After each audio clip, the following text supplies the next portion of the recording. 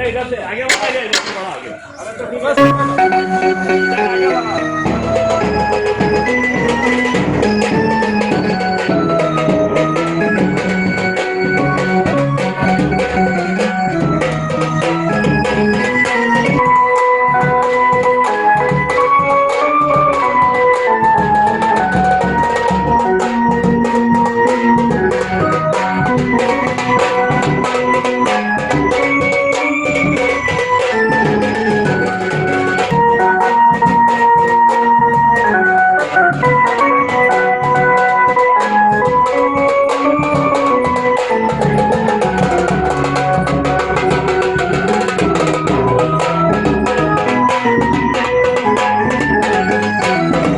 इस समय जनता पे कर थोपा है, उसके विरोध में इंदौर नगर 45 की ओर से पूरे वार्ड में आप लोगों के नेतृत्व में निकाली जा रही है और नगर निगम को चेतावनी दी जा रही है कि अगर तुरंत ही इस तरह की वापसी नहीं हुई तो एक उग्र आंदोलन पूरे वार्ड की तरफ से किया जाएगा। और शिवराज सिंह चौहान ने जिस प्रकार के आदेश दिए हैं, अगर इसको तुरंत वापस नहीं लिए तो उनका भी पुतला जलाया जाएगा और विरोध प्रदर्शन किया जाएगा। वेब दुनिया पर जीतो खुशियाँ। वेब दुनिया और डॉयचे वेले लेकर आ रहा है खुशियों के 30 दिन। इसमें आप जीत सकते हैं 5 लाख तक के प्राइजेस। 2 अप्रैल से शुरू हो रहा है ये शानदार कॉन्टेस्ट, तो देर न करें, आज ही डाउनलोड करें वेब दुनिया ऐप। पढ़ते रहिए वेब दुनिया और जीतिए शानदार इनाम। अधिक जानकारी के लिए वेब दुनिया हिंदी के फेसबुक और इंस्टाग्राम पेज को फॉलो करें और साथ ही वेब दुनिया हिंदी के यूट्यूब चैनल को सब्सक्राइब करें।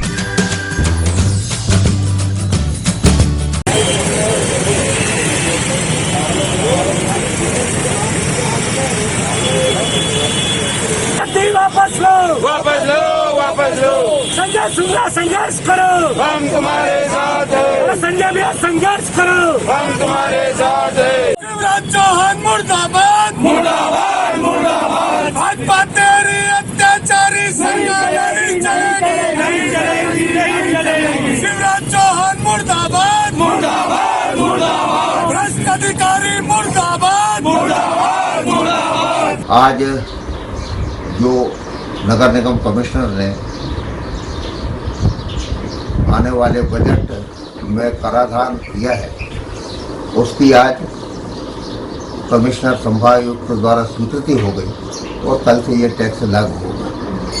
जिस प्रकार से टैक्स वृद्धि हुई है, जल कर ये दोगुना कर दिया, स्वच्छता कर दोगुना कर दिया और साथ में नया टैक्स ये सीवरेज टैक्स लगाया गया है और वैसे ही जो प्रॉपर्टी टैक्स है उसको गाइडलाइन के साथ में जोड़ा है, अर्थात जब गाइडलाइन बढ़ेगी तब तक टैक्स बढ़ेगा। मैंने इस संबंध में आज माननीय नगर निकाय नगरीय विकास मंत्री माननीय भूपेंद्र सिंह जी से चर्चा की और मैंने कहा जिस ढंग से टैक्सेशन किया गया है ये अव्यवहारिक है। वैसे मैं तो ऐसा मानता हूँ कि वास्तव में चुनी हुई परिषद थी, उसका कार्यकाल समाप्त हो गया और दूसरी परिषद आई नहीं थी और विधायक तो स्थायी रूप से परिषद के मेंबर हैं। इन लोगों से भी टैक्स लगाने के पूर्व चर्चा की जाना चाहिए थी। अधिकारियों ने जिस ढंग से अपने मनमानी तौर पे ये लागू करने का प्रयास किया है, ये किसी भी दृष्टि से उचित नहीं कहा जा सकता और इसलिए ये बात मैंने आज माननीय नगरीय प्रशासन मंत्री भूपेंद्र सिंह जी से की है और मेरी जानकारी के अनुसार उन्होंने संभागायुक्त से भी बात की है और उनका कहना है मंत्री जी का कि हम निश्चित रूप से इसके ऊपर विचार करेंगे और मैंने पुनर्विचार का प्रस्ताव किया है, आग्रह किया है और इस पर पुनर्विचार होना ये आवश्यक है, होना चाहिए, ऐसा मेरा आग्रह है।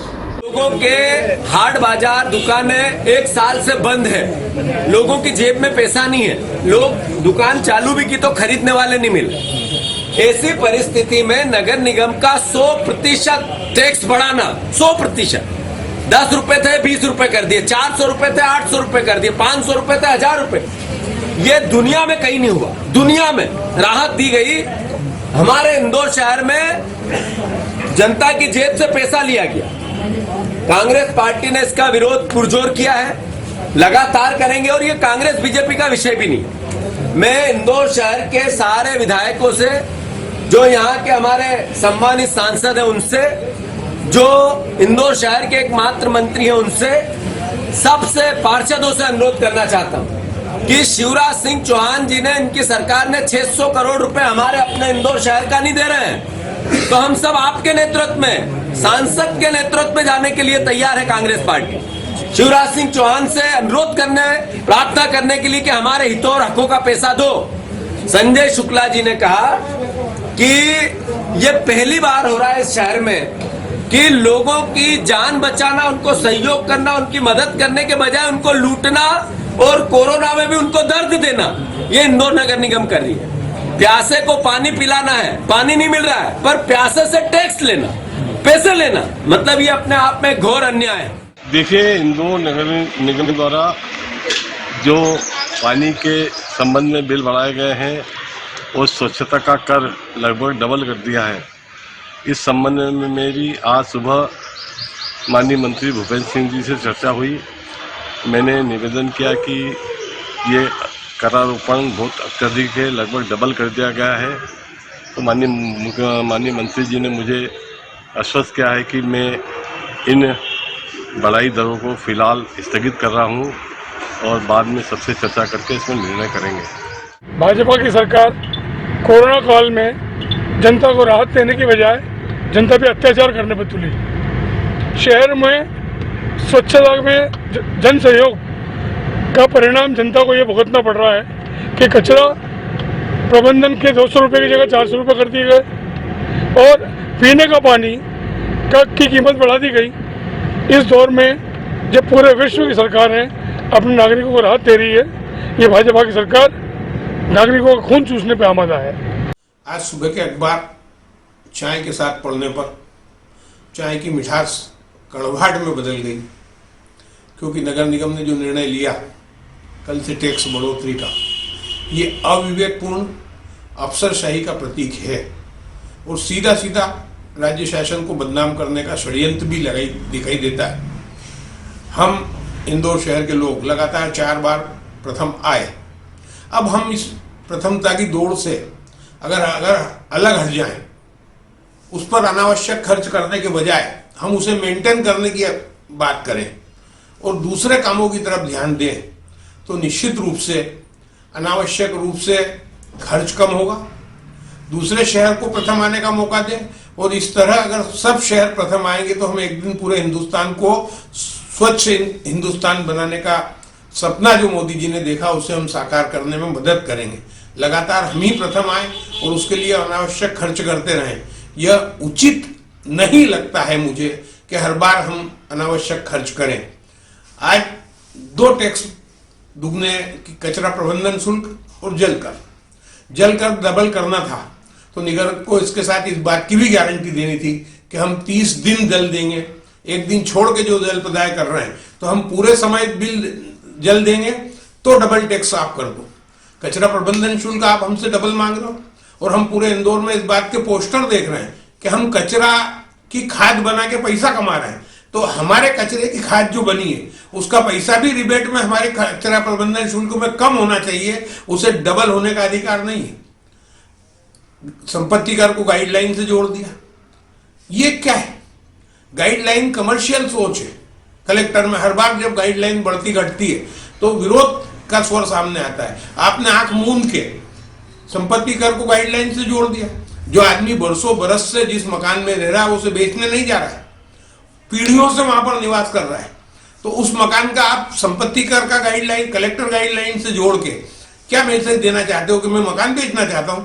मेरे मकान की वैल्यू अगर बाप दादा की पूर्वजों का मकान है और हम बरसों से पीढ़ियों से यहाँ निवास कर रहे हैं, तो उस पर टैक्स बढ़ाने का अधिकार गाइडलाइन के माध्यम से नगर निगम को नहीं।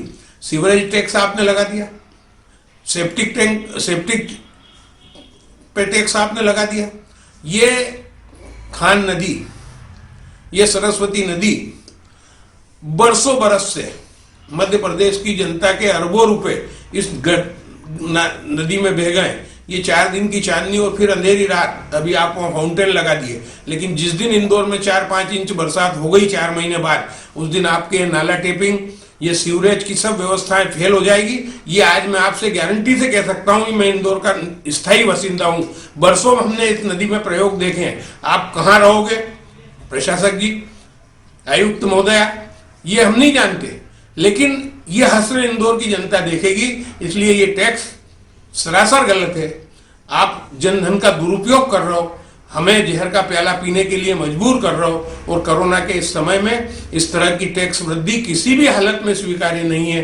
क्योंकि जनप्रतिनिधियों की चुनी हुई सरकार, जनप्रतिनिधियों की चुनी हुई नगर सरकार अगर कोई निर्णय करेगी तो हर वार्ड से एक जवाबदार उसमें होगा, पूरे शहर का चुना हुआ महापौर उसमें होगा। वो जो निर्णय करेगा उसे इंदौर की जनता स्वीकार करेगी।